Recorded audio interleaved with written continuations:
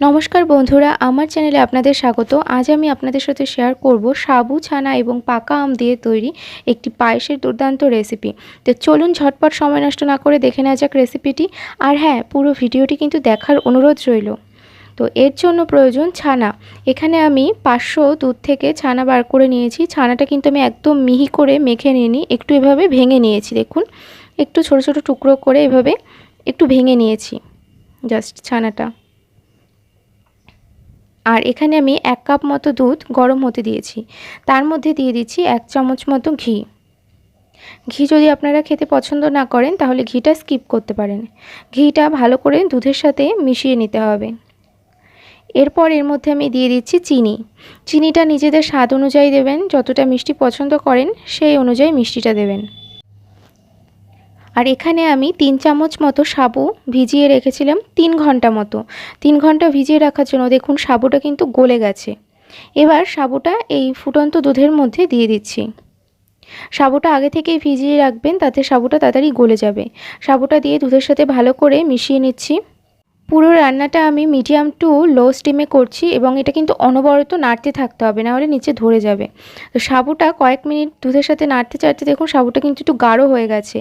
এবার এর মধ্যে আমি দিয়ে দিচ্ছি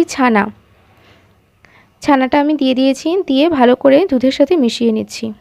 তো ফ্রেন্ডস, আমার আজকের রেসিপিটি যদি আপনাদের ভালো লেগে থাকে, যদি নতুনত্ব বলে মনে হয়, তাহলে চ্যানেলটি সাবস্ক্রাইব করবেন এবং পাশে থাকা এই বেল নোটিফিকেশানটি অন করে দেবেন আমার চ্যানেলের আরও নতুন নতুন ভিডিওর আপডেট পাওয়ার জন্য।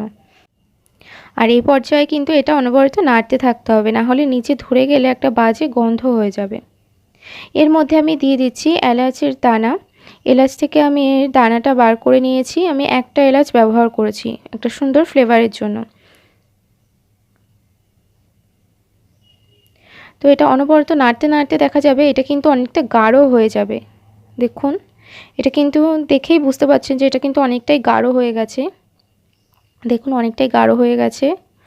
এইবার এই পর্যায়ে এর মধ্যে দিয়ে দেব কেটে টুকরো করে রাখা পাকা আম। আমটা দিয়ে এর সাথে ভালো করে মিশিয়ে নিতে হবে।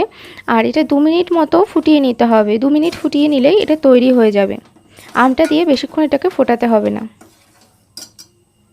তো 2 মিনিট মতো আমি ফুটিয়ে নিয়েছি। এর কালারটা দেখুন, এর কালার কিন্তু চেঞ্জ হয়ে গেছে। এটা দেখেই বোঝা যাচ্ছে যে এটা তৈরি হয়ে গেছে, এটা অনেকটা গাঢ় হয়ে গেছে। এবার আমি এটাকে নামিয়ে নেব। আমি এই পায়েসটা নামিয়ে নিয়েছি, এটা আমার তৈরি হয়ে গেছে। এটা কিন্তু খেতে ভীষণই টেস্টি। আর আপনারা তো দেখতেই পেলেন যে কত কম সময় এটা তৈরি হয়ে যায়, আর খুব একটা বেশি সামগ্রীরও প্রয়োজন হয় না। আর মাত্র 5 মিনিটে এমন একটা পায়েস যদি তৈরি করা যায় তাহলে তো খুবই মজার ব্যাপার সেটা। তো আমার আজকের রেসিপিটি যদি আপনাদের ভালো লেগে থাকে তাহলে ভিডিওটিতে একটি লাইক করবেন, কমেন্ট করবেন আর সবার সাথে শেয়ার করবেন। সুস্থ থাকবেন, ভালো থাকবেন।